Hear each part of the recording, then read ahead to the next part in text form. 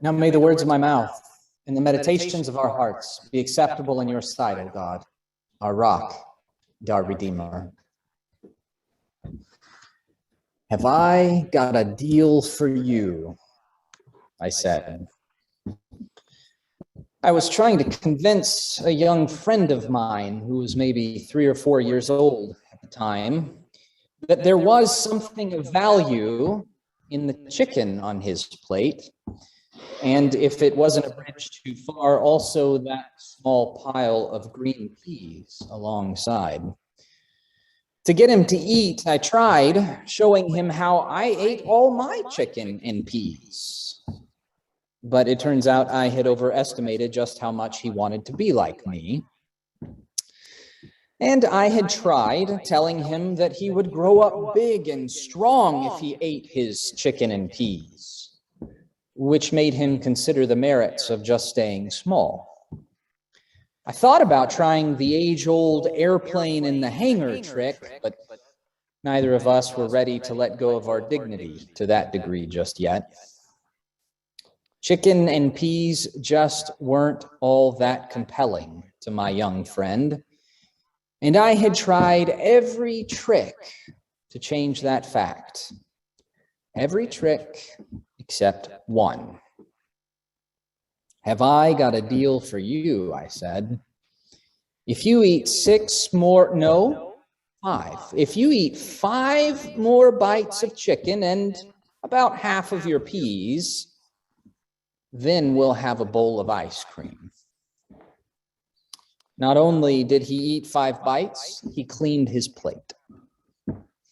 The secret, as every parent has figured out, wasn't to convince him that there was some value in the healthy stuff. The trick was withholding something that he already valued until he got the good for him stuff down. Why do we view faith the same way?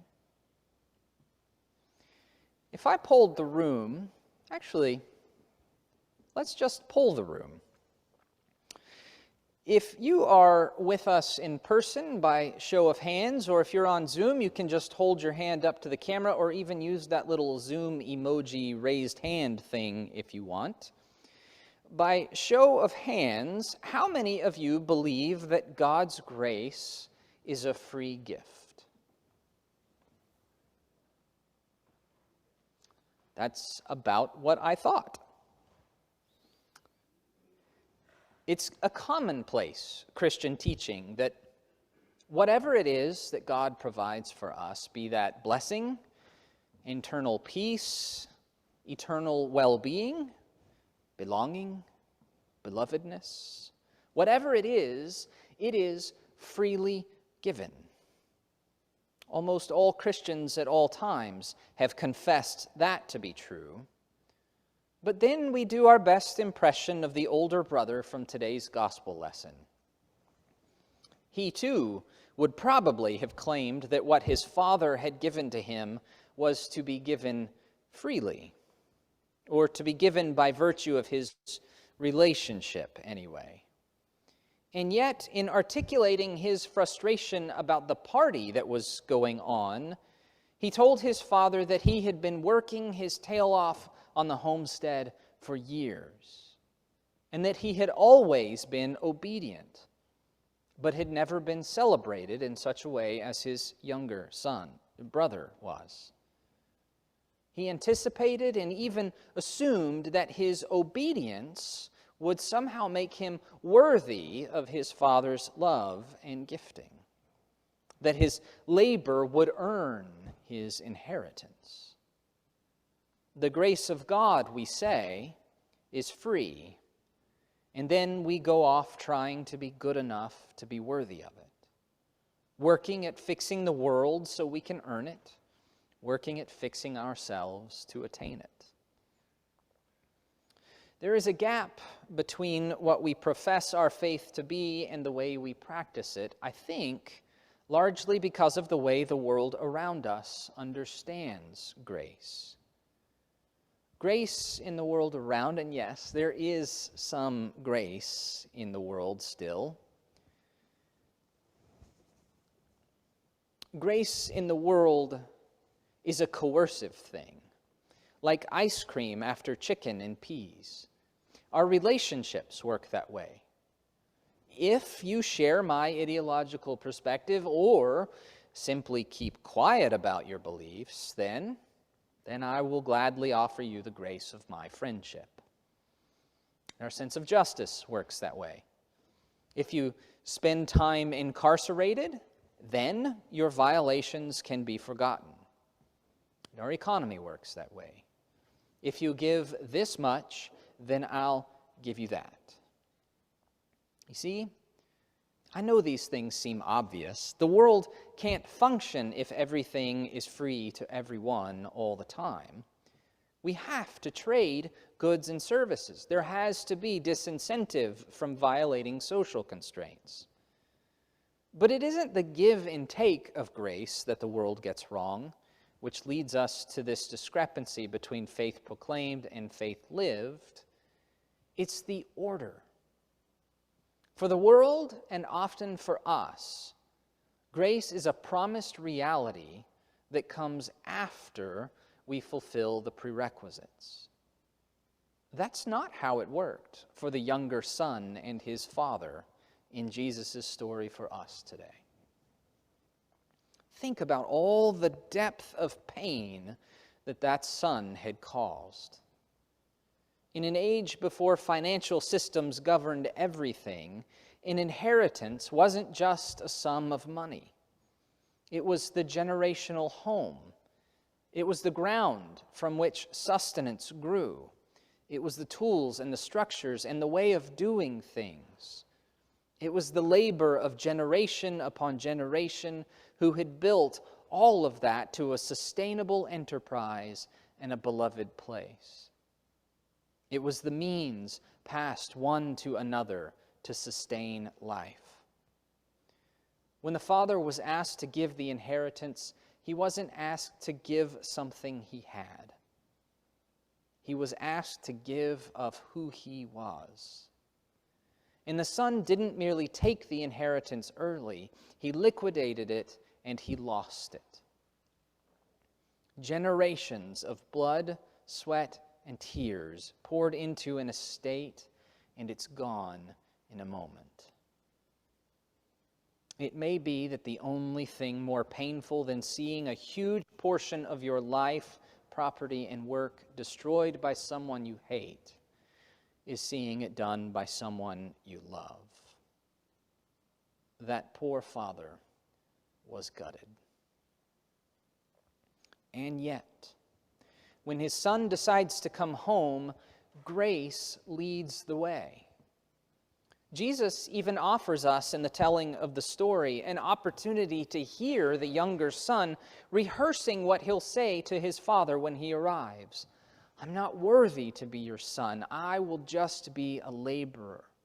I have sinned before heaven and before you. And then when he finally does arrive back at the homestead, which is now diminished because of his recklessness, he can't even get all those words out. He only forms the first sentence of his confession, apology, and request. And we get the sense that his father didn't really even hear that. He was too busy already calling out orders to get the party ready to go. His son had come home. It is tempting to say that the fact the son has come home is all that matters. And perhaps for just that moment it is. But we all know that relationship can't be sustained simply by joyous emotion. No, there is much more than just that moment that matters. If the family is to work as a unit, this younger son will have to have learned a lesson. He'll have to resume his place in the work life of the family. He'll have to regain trust, and at some point, he's going to have to talk to that brother of his. And word is, he's not so gracious as his father. There has to be a give and take in the son's return home, too. But what's different about this grace than the grace that we're used to is that it doesn't wait for all of those things to come to pass, which is to say, it isn't coercive. It isn't hung out there as a symbol of what could happen if only the younger son would behave. No, the Father doesn't offer coercive grace. He offers immersive grace.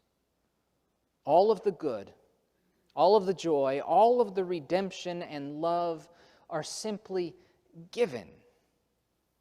As reckless as the son had been with the family's property, his father is being just as reckless with his grace and love. Without caution or worry or fear holding him back, he orders up a celebration of his son's return fit for a king. The thing is, when you've received and when you are received in that way, when you're loved that recklessly, it has an impact on you. Relationships can heal in that sort of circumstance. Justice can be found. Trust can be regained. Not because those things have to happen in order to get to the prize at the end, but because that kind of grace and love washes over you, changes you, immerses you. It isn't you have to do this and this and this in order to get to the good stuff. It's that the working out of relationship, the goodness shared, and the mutual grace are the good stuff. Jesus tells this story about a grace so recklessly given that it immerses its recipients into the excuse me.